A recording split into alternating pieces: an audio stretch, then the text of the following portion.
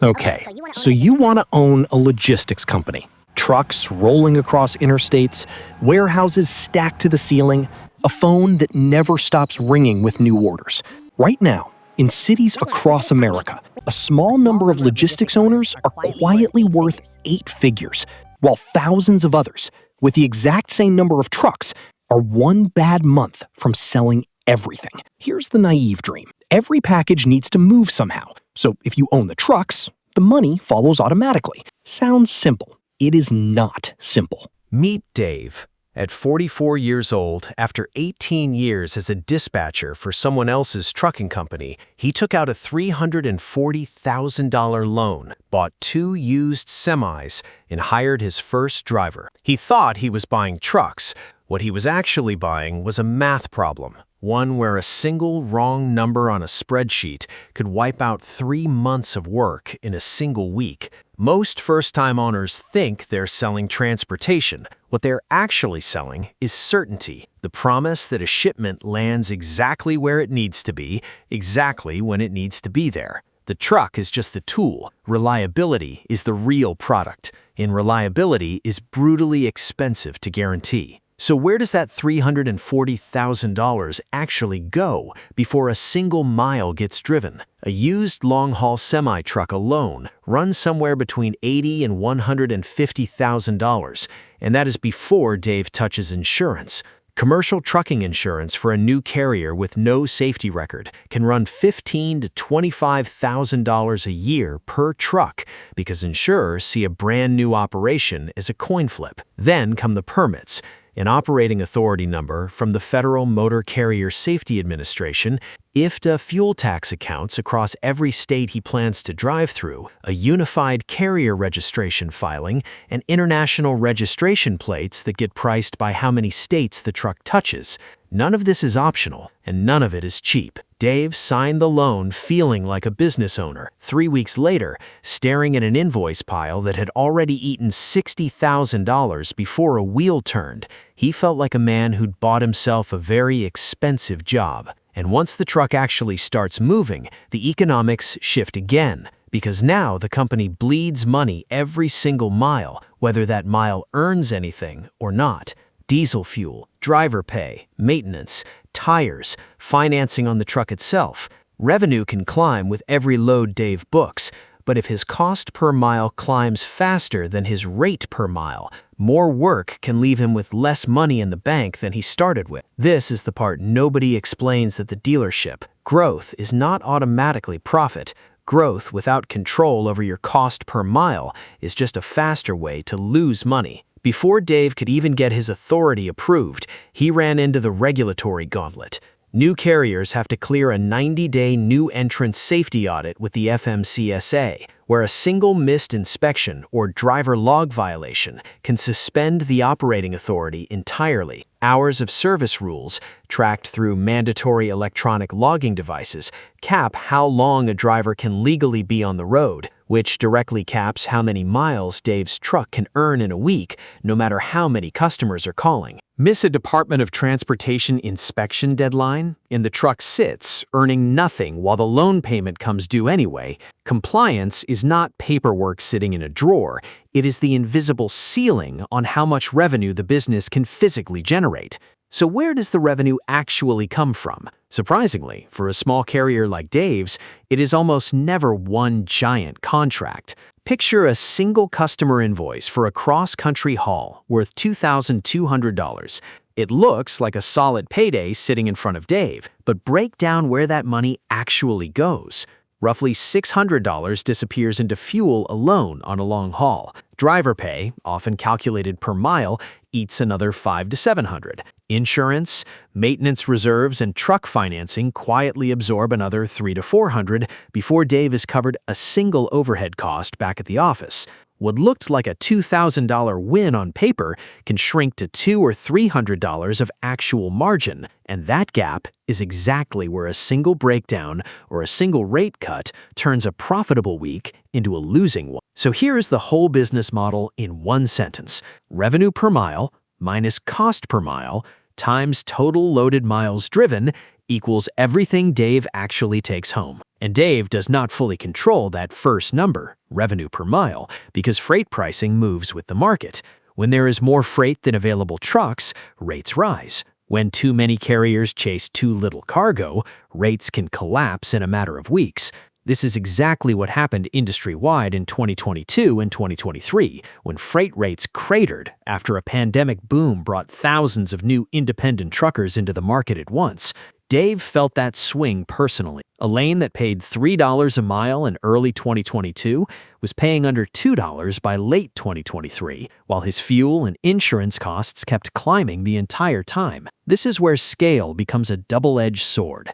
One truck breaking down is Dave's problem for a week. A company running 100 trucks turns that into 100 separate chances for something to go wrong on any given day. But scale also buys leverage. Larger fleets negotiate cheaper fuel contracts, spread software and dispatch salaries across far more loads, and keep more of their network earning instead of sitting idle. And that leads to one of the strangest problems hiding inside every logistics business. An empty truck is still burning fuel, still paying a driver, still racking up mileage on a financed vehicle, and earning exactly $0 while it does it. These are called deadhead miles, empty return trips, and finding a paying load for that return leg is often the entire difference between a route that makes money and one that quietly loses it. What's the most stressful moment you've dealt with running a small business? Whether it's trucking, retail, or anything else, drop it in the comments, because Dave's answer would be the Tuesday his best driver quit with no notice, right as a customer needed a truck at a dock in 6 hours. Speaking of which, that's exactly what happened. His most reliable driver, the one covering nearly 40% of Dave's monthly revenue on a single dedicated lane, left for a competitor, offering 50 cents more per mile. That single departure did not just cost Dave a driver, it cost him the customer relationship built around that driver's punctuality, roughly $11,000 in lost revenue that month. And it forced him to lease a replacement truck at a premium rate just to keep the contract alive. Fixed costs do not pause when a driver quits. The loan payment, the insurance premium, the dispatch software subscription, all of it kept coming due on a truck sitting idle in Dave's lot for 9 days. And this reveals the one structural trap that quietly destroys new carriers faster than almost anything else: the empty mile and idle time trap. A truck that isn't moving loaded freight is still generating bills. There is a way around it, using load boards and broker relationships to chain together back-to-back freight so a truck almost never runs empty, but almost nobody sets this up correctly in their first year because it requires relationships and software most new owners haven't built yet. Dave's biggest problem was never fixing engines or driving routes himself. It was building the kind of reliability that makes customers stop shopping around. One company solved that exact problem at massive scale. Old Dominion Freight Line built its reputation over decades on near-obsessive on-time delivery and damage-free freight, refusing to overextend into markets it couldn't service reliably. That discipline let it charge rates above the industry average while competitors raced each other to the bottom on price. And it turned Old Dominion into one of the most consistently profitable carriers in America, with operating margins that regularly outperform rivals twice its size. While Dave fought to keep 2 trucks running every week, an industry giant with more than 12,000 trucks made the opposite bet, and it collapsed. Yellow Corporation, once one of the largest trucking companies in the United States, filed for bankruptcy in 2023 after years of carrying billions in debt from an earlier merger, combined with rising labor costs and a shrinking share of the freight market. Nearly 30,000 employees lost their jobs almost overnight. Yellow's failure wasn't one traumatic accident. It was years of thin margins, heavy fixed costs, and declining volume, slowly erasing a financial cushion that had once seemed unshakable, proving that even massive scale cannot save a business from a business model that no longer works. Now picture 2 versions of Dave's next year side by side. In scenario A, freight rates recover. Dave keeps both trucks running at 85% utilization, and he nets around $90,000 after covering every truck payment, insurance premium, and driver wage.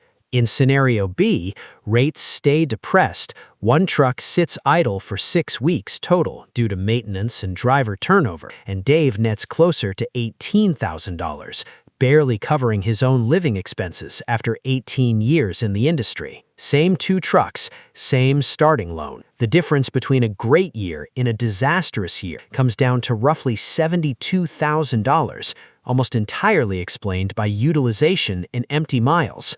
So how do the survivors actually win? First, they chase long-term contracts over spot market loads whenever possible, trading a slightly lower rate for guaranteed, predictable volume. Second, they specialize, whether that's refrigerated freight, oversized loads, or a specific regional lane, because specialized capacity is harder for competitors to undercut on price. Third, they invest early in routing and load matching software, even when it feels like an unnecessary expense for a 2-truck operation, because every empty mile eliminated goes straight to the bottom line. Fourth, they protect cash flow ruthlessly, keeping enough reserve to survive the 30 to 60-day gap between delivering a load and actually getting paid for it. 6 months after that brutal week of losing his best driver, Dave finally understood the truth his old employer had known all along. He wasn't in the trucking business, he was in the certainty business, and certainty is the one thing customers will always pay extra for. So can owning a logistics company actually make you rich? Yes, but not because the world constantly needs things moved. It happens because a small number of owners learn to price risk correctly, keep every asset earning instead of idling, and protect their cash flow when everyone else is panicking. If you're thinking about buying your first truck, ask yourself one question before you sign anything. Do you know your exact cost per mile, or are you just hoping the revenue will be enough?